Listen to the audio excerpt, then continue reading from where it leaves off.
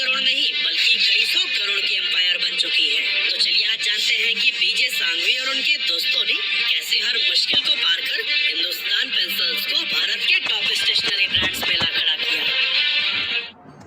साल था 1950 का। इंडिया भी अभी आजाद हुआ था और यहाँ पढ़ाई का सपना देखने वाले लाखों बच्चों के पास एक अच्छी पेंसिल तक नहीं थी। हाँ, कुछ अमीर बच्चे महंगी विदेशी पेंसिल्स खरीद सकते थे, लेकिन बाकी उनके लिए कुछ गिनी चुनी लोकल पेंसिल ही थी जो कमजोर थी, जल्दी टूट जाती और जिनसे लिखते टाइम हाथ काला हो जाता था।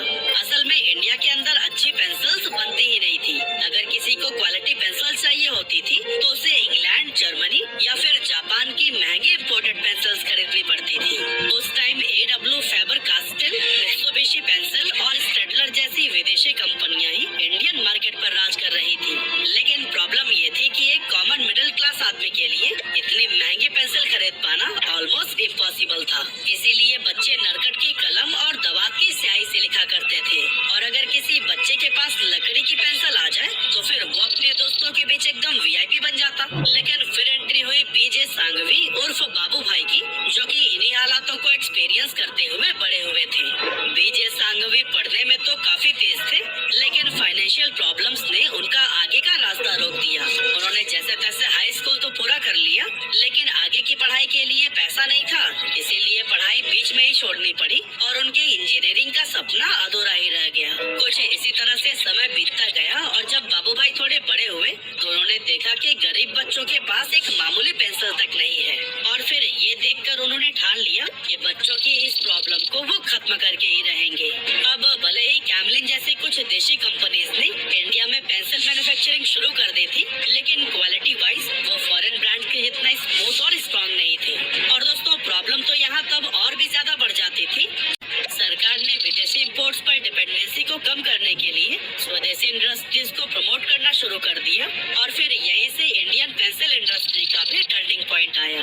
यही वो समय था जब बीजे सांघवी ने अपने दो करीबी दोस्तों रामनाथ मेहरा और मनसुखानी के साथ मिलकर खुद पेंसिल बनाने का फैसला लिया।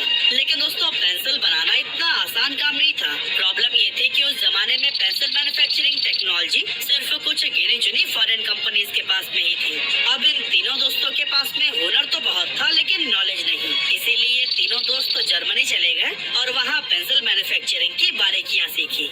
उन्होंने देखा कि वहाँ की बेस्ट क्वालिटी पेंसिल्स कैसे बनाई जाती है, किस तरह के रॉ मटेरियल्स का इस्तेमाल होता है और मशीन्स कैसे काम करती हैं। लेकिन दोस्तों, पेंसिल बनाने के लिए सिर्फ उन कंपनीज की टेक्निक सीख लेना ही काफी नहीं था। सबसे बड़ा चैलेंज था कि रॉ मटेरियल्स कैसे जुटाए जाएं, क्योंकि एक बेहतरीन पेंसिल बनाने के लिए दो सबसे जरूरी मटेरियल्स होते हैं। पहला, हाई क्वालिटी वुड जो हल्की, मजबूत और टिकाऊ हो और जिसे आसानी से शार्प किया जा सके।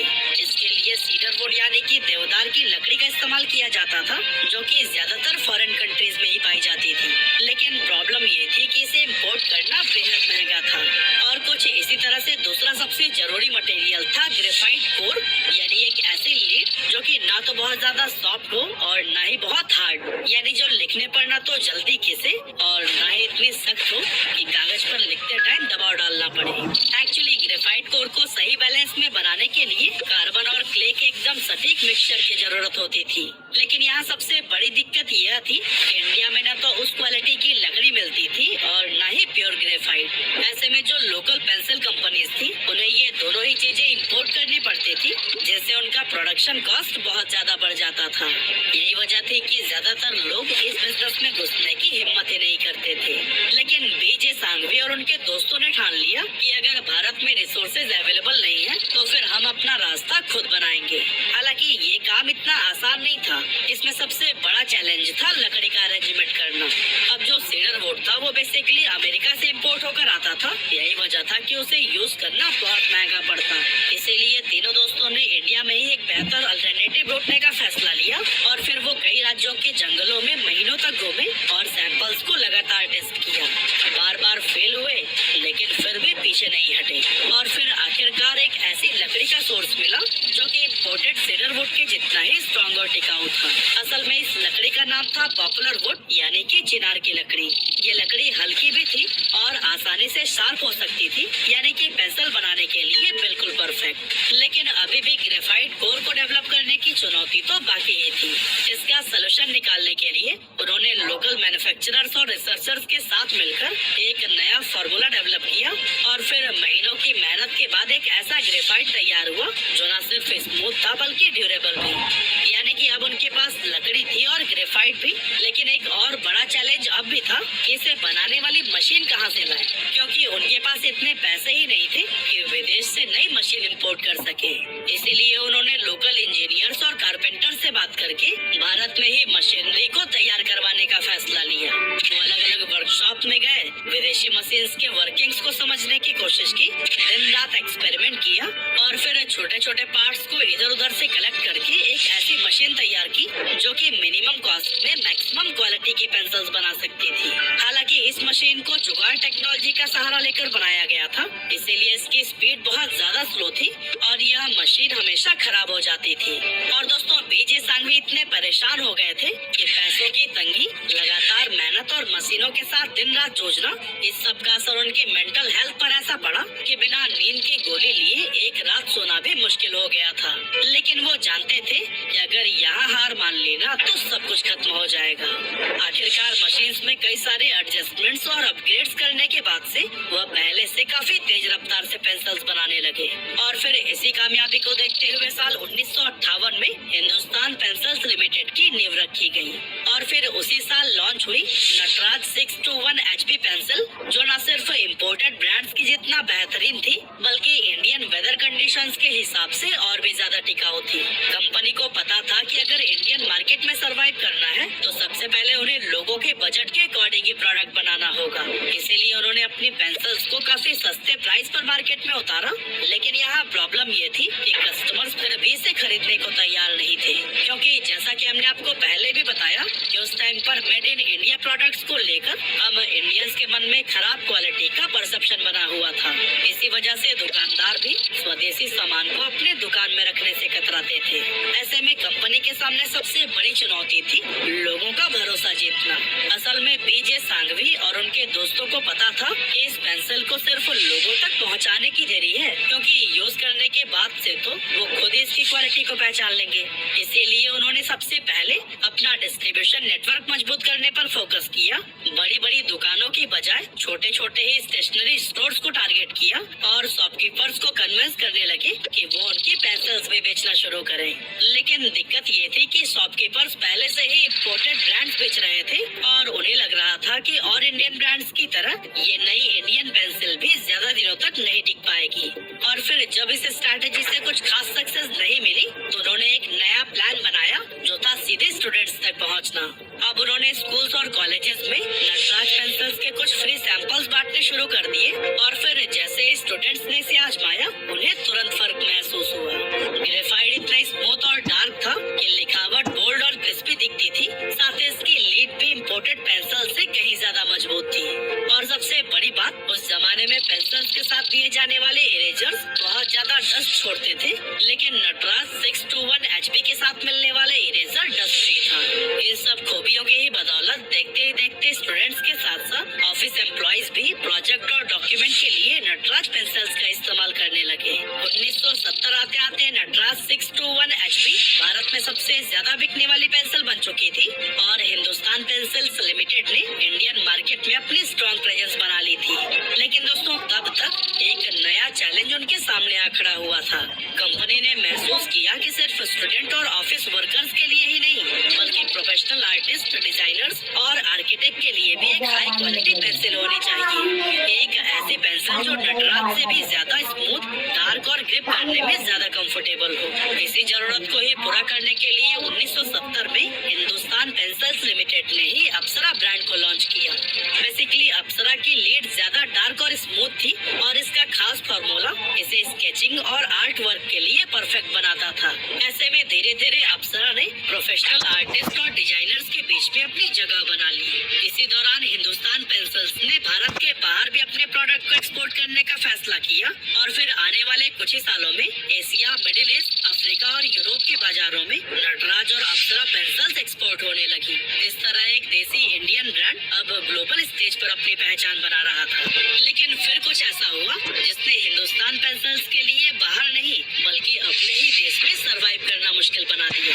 एक्चुअली 1991 में इंडियन गवर्नमेंट ने इकोनॉमिक लिबरलाइजेशन की शुरुआत की, यानी अब कोई भी फॉरेन कंपनी भारत में आकर अपनी फैक्ट्री सेटअप कर सकती थी और इसका असर इंडियन स्टेशनरी मार्केट पर भी पड़ा। कई बड़े बड़े इंटरनेशनल ब्रांड्स ने इस मौके का फायदा उठाया और इंडियन मार्केट में एंट्री ले ली। अब तक जिस मार्केट पर हिंदुस्तान पेंसिल्स का राज था, वहाँ फॉरेन कंपटीशन बढ़ने लगा और कंपनी को अब डर सताने लगा कि कहीं ये विदेशी ब्रांड्स उसे पीछे न छोड़ दें। लेकिन उन्होंने इस चुनौती को एक नए मौके की तरह देखा और एक बोल्ड स्ट्रेटेजी बनाई। अब उनकी रणनीति ये थी कि वो सिर्फ पेंसिल्स तक ही सीमित नहीं रहेंगे, बल्कि वो इंडियन कस्टमर्स की जरूरतों को ध्यान में रखते हुए स्टेशनरी इंडस्ट्री में भी इनोवेशंस करेंगे। इसी दौरान उन्होंने डस्ट फ्री इरेजर लॉन्च किया, जिससे इरेज करने के बाद से एक्स्ट्रा मेस नहीं बचता था। साथ ही शार्पनर्स को भी अपग्रेड किया ताकि पेंसिल्स के नोक ज्यादा शार्प हो और बार बार न टूटे। इतना ही नहीं, उन्होंने ball pens, gel pens, colour pencils और क्रेयॉन्स यानी कि जिन्हें हम मोम के कलर बोलते थे, वो भी मार्केट में उतारे। इस तरह से अब हिंदुस्तान पेंसिल सिर्फ पेंसिल ब्रांड नहीं बल्कि स्टेशनरी का एक बड़ा नाम बन चुका था। 1990s में हिंदुस्तान पेंसिल्स ने अपने ब्रांड को और भी मजबूत करने के लिए टेलीविजन और प्रिंट मीडिया का भी सहारा लिया, क्योंकि उस दौर में लोगों पर टीवी एड्स का बहुत गहरा असर होता था। हर घर में बच्चे और उनके माता पिता एक साथ बैठकर टीवी देखा करते थे और कंपनी ने भी इस मौके को पहचानते हुए कुछ ऐसे एड कैंपेन लॉन्च किए जो कि आज भी लोगों की यादों में बसे हुए हैं। जैसे कि द विनिंग रेस एड में दिखाया गया कि पेंसिल के रेस में जहां बाकी ब्रांड की पेंसिल्स के लिए टूट जाती है, वहीं नटराज पेंसिल इस रेस में नंबर 1 आती है।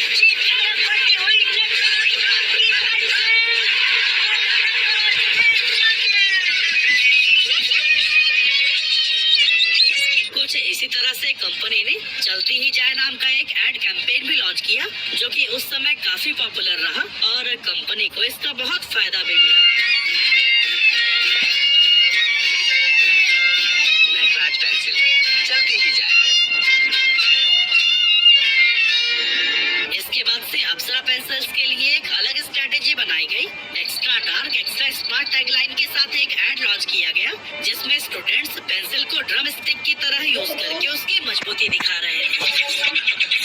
अप्सरा absolute, extra dark, extra strong.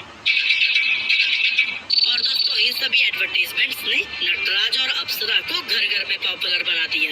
लेकिन दोस्तों, साल 2000 आते आते कंपटीशन और भी ज्यादा बढ़ने लगा, क्योंकि अब मार्केट में सिर्फ फॉरेन ब्रांड ही नहीं बल्कि इंडियन ब्रांड्स भी मजबूत हो रहे थे। कैमलिन और डॉम्स जैसी कंपनियां तेजी से अपनी पकड़ बना रही थी और ये हिंदुस्तान पेंसिल्स के लिए एक नया चैलेंज था। अब सिर्फ अच्छी पेंसिल्स बनाना ही काफी नहीं था, बल्कि कस्टमर्स को समझाना भी जरूरी था कि उनके प्रोडक्ट आखिर क्यों सबसे बेहतर है। यही सोचकर कंपनी ने अपनी मार्केटिंग स्ट्रैटेजी बदल दी, क्योंकि पहले स्टूडेंट्स ही उनके मेन टारगेटेड ऑडियंस थे, लेकिन अब उन्होंने पेरेंट्स को भी टारगेट करना शुरू कर दिया। खासकर ऐसे पेरेंट्स जो कि अपने बच्चों के लिए अच्छी और अफोर्डेबल स्टेशनरी चाहते थे। इसी के साथ उन्होंने एग्जाम देने वाले स्टूडेंट्स को ध्यान में रखते हुए अप्सरा एग्जाम पेंसिल लॉन्च की। इसमें स्मूथ और डार्क ग्रेफाइट था, जो कि राइटिंग को ज्यादा क्लीन और रीडेबल बनाता था। लेकिन दोस्तों, इस पेंसिल का जो सबसे बड़ा मास्टर स्ट्रोक था, वो था इसका एडवर्टाइजिंग कैंपेन। विज्ञापनों में दिखाया गया कि अगर बच्चा अप्सरा एग्जाम पेंसिल से लिखता है तो उसकी हैंड राइटिंग इतनी साफ होती है कि टीचर उसे एक्स्ट्रा 5 नंबर्स देता है। ऐसे में ये कैंपेन बेहद पॉपुलर हुआ और इसकी वजह से कंपनी की सेल्स में जबरदस्त उछाल देखने को मिला। दोस्तों, सब कुछ तो अब तक बहुत अच्छा चल रहा था, लेकिन 2013 में कुछ ऐसा विवाद हुआ जिसने कंपनी को मुश्किल में डाल दिया। एक्चुअली बेंगलुरु में एक लॉ स्टूडेंट चिरायु जैन ने नटराज की parent company Hindustan pencils limited के खिलाफ में कंप्लेन दर्ज की। जैन का कहना था कि कंपनी के क्रेयॉन सेट में स्किन कलर बहुत हल्का यानी कि गोरे स्किन टोन टोन जैसा था, लेकिन उनकी खुद की स्किन टोन काफी डार्क थी और ये कलर उससे मैच नहीं करता था। उन्होंने आरोप लगाया कि इससे रंग भेद को बढ़ावा मिलता है और ये इशारा करता है कि फेयर स्किन ही नॉर्मल या आइडियल है। और दोस्तों, इस इशू को और भी ज्यादा चर्चा तब मिली जब anti discrimination activist group brown and proud ने इसे एक अभियान का रूप दे दिया। सोशल मीडिया पर नॉट माई स्किन कलर जैसे हैशटैग ट्रेंड करने लगे और लोगों को इनकरेज किया गया कि वो अपने रियल स्किन टोन को प्राउडली एक्सेप्ट करें। और फिर जब ये कैंपेन बढ़ता गया तो फिर हिंदुस्तान पेंसिल्स ने भी फाइनली एक्शन लिया और उन्होंने जो क्रेयॉन सेट में स्किन कलर था उसका नाम बदलकर पीच कलर कर दिया। इसके बाद से लोगों ने इस बदलाव को पॉजिटिव तरीके से लिया और फिर ये विवाद यहीं पर थम गया। फिलहाल अगर आज की बात करें तो हिंदुस्तान पेंसिल्स भारत के ब्रांडेड स्टेशनरी मार्केट में करीब 65% मार्केट शेयर होल्ड करता है। कंपनी का कहना है कि वो हर दिन 8 मिलियन पेंसिल्स बनाते हैं, 1.5 मिलियन शार्पनर्स, 2.5 मिलियन इरेजर और 1 मिलियन पेंस मैन्युफैक्चर करते हैं। अब दोस्तों, अगर देखा जाए तो एक सिंपल सी पेंसिल कंपनी से भारत का सबसे बड़ा स्टेशनरी ब्रांड बनने तक का ये सफर आसान नहीं था, लेकिन कंपनी ने अपने बेहतरीन एड कैंपेन और लगातार इनोवेशन से इसे मुमकिन कर दिखाया। अब चाहे स्कूल हो, ऑफिस हो या फिर आर्टिस्ट की टेबल, हिंदुस्तान पेंसिल्स हर जगह अपनी पहचान बना चुकी है। यही वजह है कि आज भी जब कोई बच्चा पहली पेंसिल खरीदता है तो उसके सामने सबसे